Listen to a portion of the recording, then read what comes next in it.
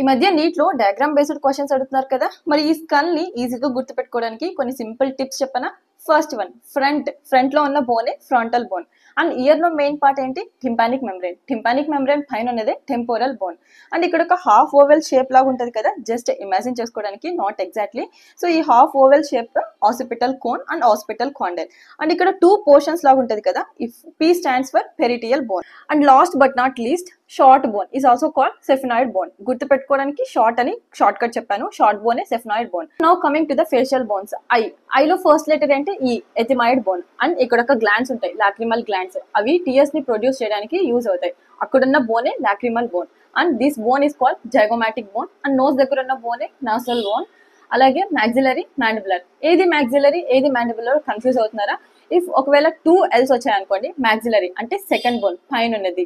And only 1 L వచ్చింది అనుకోండి, mandibular అంటే first one and second one. And last లో ఉన్న బోనే హైయర్ బోన్. సింపుల్. మీ అందరికీ అర్థమైందని అనుకుంటున్నాను. Thank you for watching. Video నచ్చితే లైక్ చేయండి. బాయ్.